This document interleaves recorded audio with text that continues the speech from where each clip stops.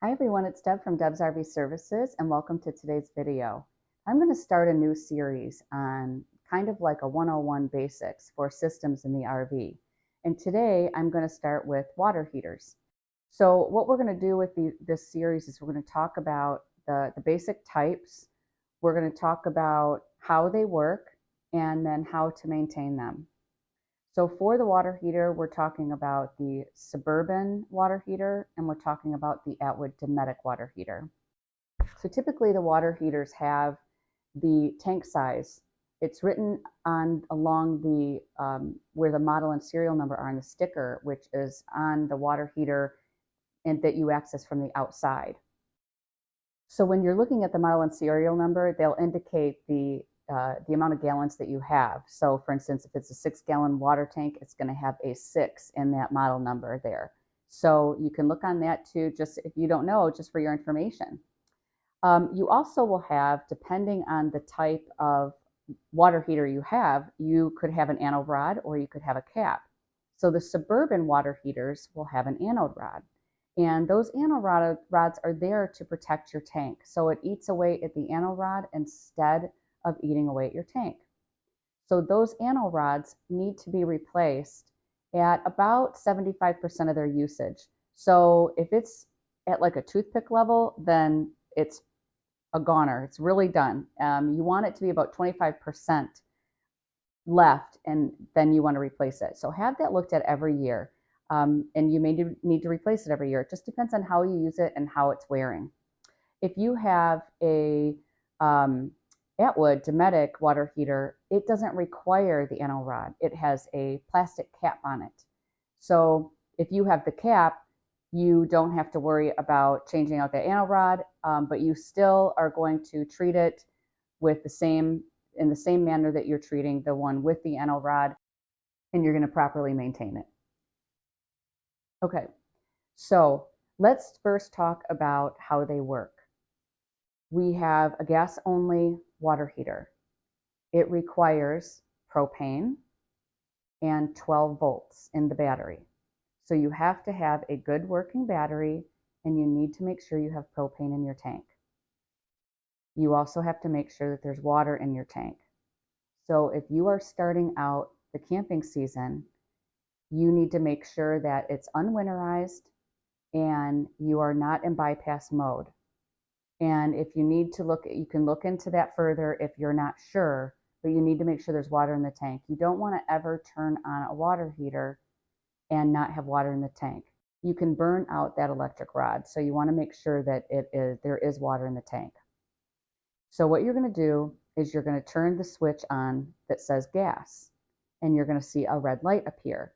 That red light is going to turn on for about 15 seconds.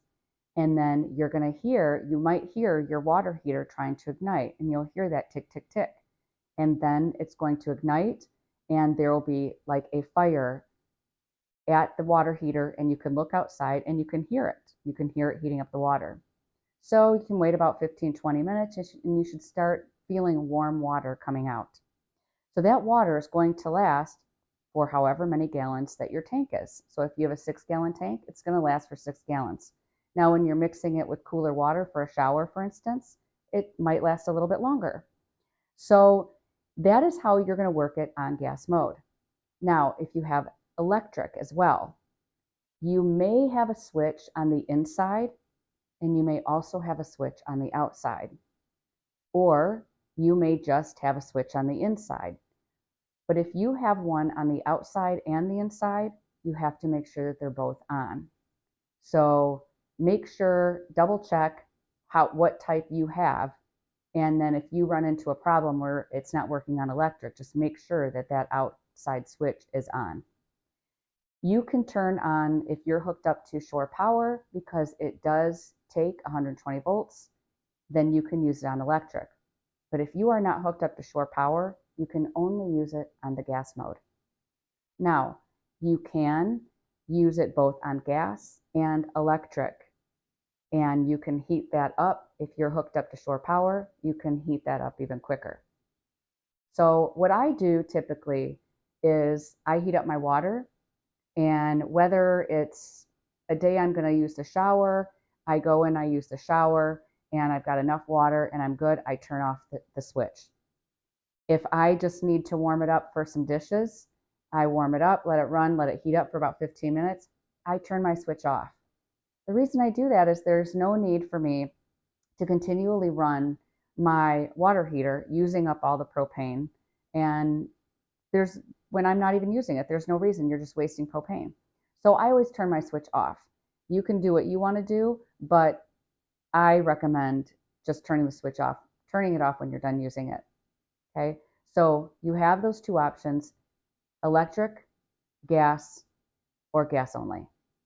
Something else I want to point out is that if you turn on the water heater and the light comes on for the 15 seconds and then stays on, or turns off and then turns back on, it does mean that you have a fault. So you want to contact a technician to come out and service it.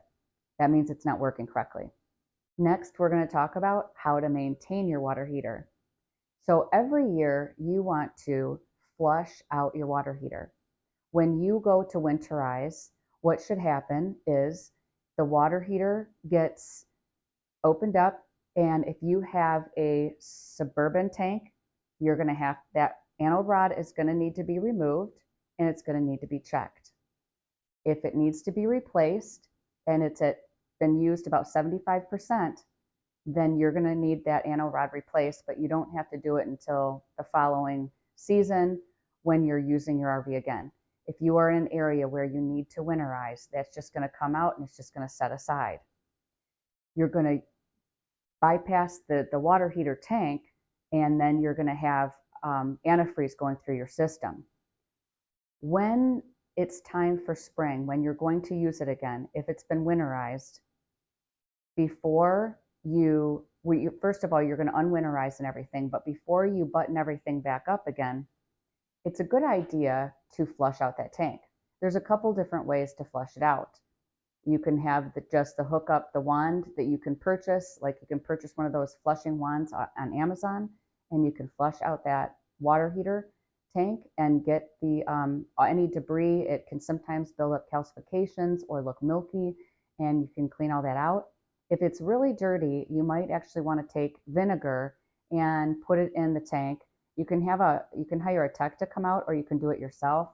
But basically what I do is I take one end of a hose and a funnel and I get the vinegar in there, and then I close off the hose, keep it in there overnight or at least 5 to 6 hours, and then you can drain it out, refill your water tank or your water heater, and then flush it out again.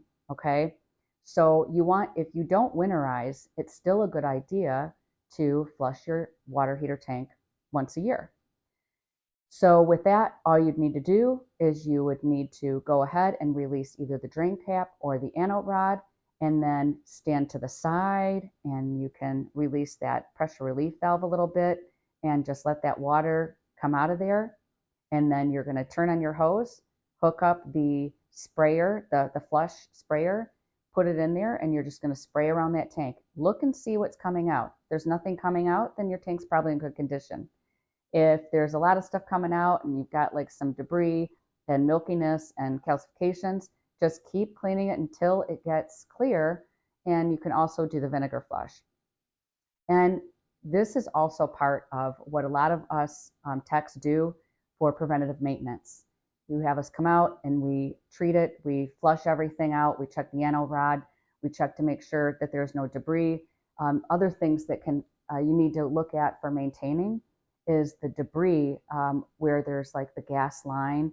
You can have spider webs and different things like that in there. And I've talked about this on other videos, but you just want to clear any debris that's there. You want to clear it all out. Sometimes you can if you notice that your pressure relief valve is leaking, you want to change that out as well. You don't want that to continue leaking and just rusting everything out in there. And that does happen. Your parts are going to wear. So that's part of preventative maintenance, taking a look at things and making sure that they're working correctly, that you don't need to change out the anode rod, flushing the tank, and then looking at the pressure relief valve and making sure that it's all working good. And test your system. Once you get water added to that, test your system. Make sure that it's heating the water correctly on both gas and electric. So those are some of the things that I recommend, and that's basically for the suburban and the Atwood Dometic water heaters. That is how they work and how to maintain them. So I hope that this video was helpful to you. And if you're a beginner out there, and I wanted to make this simple enough to help the person that hasn't even worked a water heater before. I actually camped with some women over the summer, and somebody in the group never even used their water heater because they simply didn't know how it worked. So turning on the water heater and getting the water warm is really simple. And I hope that this video was able to demonstrate for you how simple it was. If you have any questions or any problems, please comment below. Let me know. I want to create some more of these videos, simple videos like 101 basics for other systems like the furnace, the refrigerator. I want to help people that don't understand just how to use the appliances in an RV. So let me know what you think, and please like and subscribe, and thanks for watching.